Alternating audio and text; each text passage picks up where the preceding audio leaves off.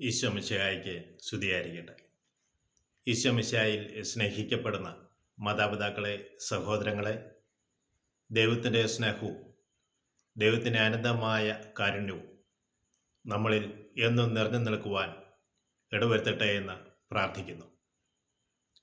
ഭാഷാപരത്തെക്കുറിച്ചാണ് നമ്മൾ കണ്ടുകൊണ്ടിരുന്നത്. ഭാഷാപരം ദൈവത്തിൻ്റെ ആത്മീയ വരങ്ങളിൽപ്പെട്ട എല്ലാ വരങ്ങളിലേക്കും പ്രവേശിക്കുവാൻ വേണ്ടി തുറന്നു തരുന്ന വാതിലാണ് ഭാഷാപരം. ഭാഷാപരമില്ലാത്തവൻ ദൈവസന്നിധിയിൽ പ്രാർത്ഥിച്ചുകൊണ്ടിരിക്കുമ്പോൾ ദൈവം അവനെ നാവിൻ്റെ കെട്ടുകളഴിക്കുകയും സ്വർഗത്തിൻ്റെ ഭാഷയിലൂടെ സംസാരിക്കാനുള്ള കൃപ അവനെ നൽകുകയും ചെയ്യുന്നു.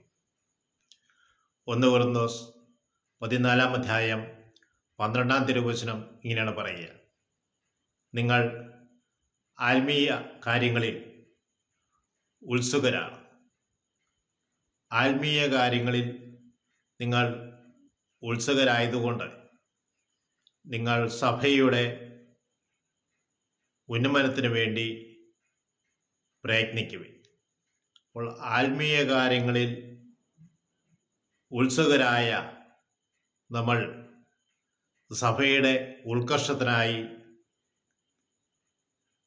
യജ്ഞിക്കണമെന്ന് പൗലോസ്ലീഹ നമ്മളെ ഓർമ്മിപ്പിക്കുകയാണ്.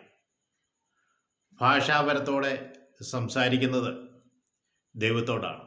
അതുകൊണ്ട് ഭാഷാപരത്തോടെ സംസാരിക്കുന്നവൻ അതിൻ്റെ വ്യാഖ്യാനത്തിനുള്ള കഴിവിനായി ദൈവത്തോട് പ്രാർത്ഥിക്കണം. ഞാൻ ദൈവത്തോട് ഭാഷാപരത്തോടെ സംസാരിക്കുമ്പോൾ എൻ്റെ ആത്മാവാണ് ദൈവത്തോട് സംസാരിക്കുന്നത്. എൻ്റെ മനസ്സ് ഫലരഹിതമായിരിക്കും.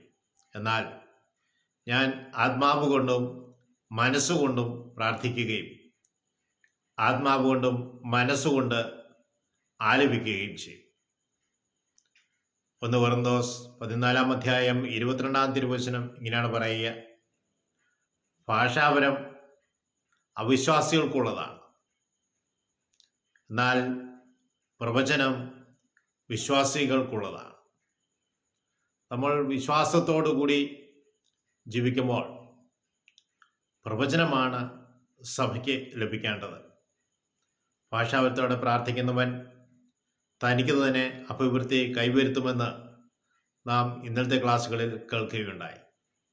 ഭാഷാപരം ലഭിക്കണമെന്നുണ്ടെങ്കിൽ നമ്മൾ പ്രാർത്ഥന കൂട്ടായ്മയിൽ പങ്കെടുക്കണം. നമ്മൾ തന്നെ വിശദീകരിച്ച് ആത്മാവ് പ്രവർത്തിക്കുവാൻ വേണ്ടി നമ്മൾ തന്നെ സമ്പൂർണമായ സമർപ്പണം ചെയ്യണം.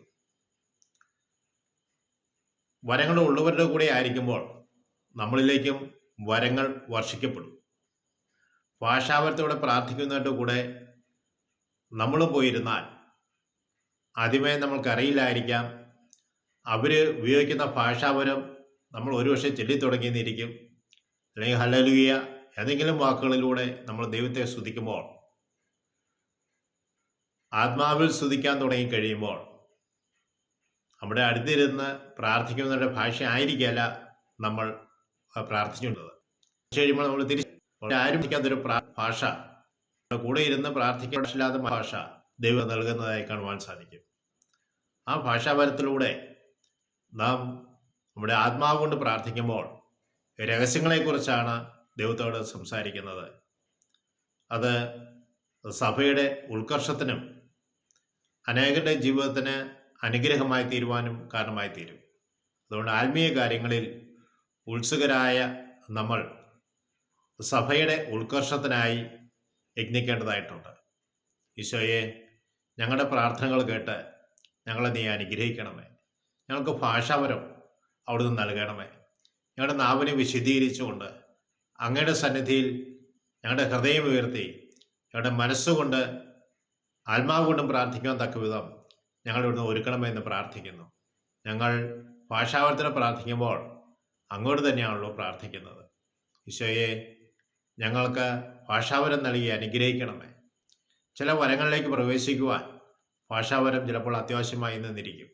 ഒരു വ്യക്തിക്ക് വേണ്ടി പ്രാർത്ഥിക്കുമ്പോൾ ആ വ്യക്തിയെക്കുറിച്ചുള്ള ചില അറിവുകൾ ദൈവം നിങ്ങൾക്ക് നൽകുമ്പോൾ അത് ആ വീട്ടുകാർ കേൾക്കുവാൻ ഇഷ്ടപ്പെടാതെ, ആ വ്യക്തി കേൾക്കുവാൻ ഇഷ്ടപ്പെടാതെ ഭാഷാവർത്തിയോട് പ്രാർത്ഥിക്കുന്നത് രഹസ്യങ്ങളെക്കുറിച്ച് ദൈവസന്നിധി നിങ്ങൾ പ്രാർത്ഥിക്കുകയാണ്. ദൈവം ആ പ്രാർത്ഥന കേട്ട് ആ കുടുംബത്തെ അനുഗ്രഹിക്കുന്നതായി ഞങ്ങൾക്ക് കാണുവാൻ സാധിക്കും. Praise the Lord. സ്നേഹമുള്ളവരെ, നമുക്ക് ദൈവസന്നിധിയിൽ ഹൃദയമുയർത്തി പ്രാർത്ഥിക്കാം. ദൈവമേ, ഞങ്ങൾക്ക് ആത്മീയ വരങ്ങൾ നൽകി അനുഗ്രഹിക്കണമേ. ഭാഷാവരം മാത്രമല്ല, ഭാഷാവരത്തിലൂടെ വ്യാഖ്യാനിക്കാനുള്ള കൃപയും നീ ഞങ്ങൾക്ക് നൽകണമേ എന്ന് പ്രാർത്ഥിക്കുന്നു. ഇത് സഭയുടെ ഉത്കർഷത്തിന് വേണ്ടി, സഭയെ പടുത്തുയർത്തുവാൻ തക്കവിധം കർത്താവെ ഞങ്ങൾക്ക് നൽകി അനുഗ്രഹിക്കണമേ. ഞങ്ങളുടെ തന്നെ ആത്മീയമായ അഭിവൃദ്ധിക്ക് വേണ്ടി അത് വിവരിക്കുവാൻ ഇടവരുത്തണമേ. ഈശോയെ, ഞങ്ങളുടെ അധരങ്ങളെ അങ്ങയുടെ കരങ്ങളിലേക്ക് സമർപ്പിക്കുന്നു. അതാ നീ ഏറ്റെടുക്കണമേ, ഞങ്ങളെ അനുഗ്രഹിക്കണമേ. ഞങ്ങളുടെ അമ്മയെ, ആശ്രയ മാതാവേ, ഞങ്ങൾക്ക് വേണ്ടി വചനം ശ്രവിച്ചുകൊണ്ടിരിക്കുന്ന എല്ലാ മക്കൾക്കും വേണ്ടിയും പ്രത്യേകമായി തിരുക്കുമാരന്റെ സന്നിധിയിൽ മധ്യസ്ഥം വഹിക്കണമേ. പിതാവിനും പുത്രനും പരിശുദ്ധാത്മാവിനും സ്തുതി. ഈശോ മിശിഹായ്ക്ക് സ്തുതിയായിരിക്കട്ടെ.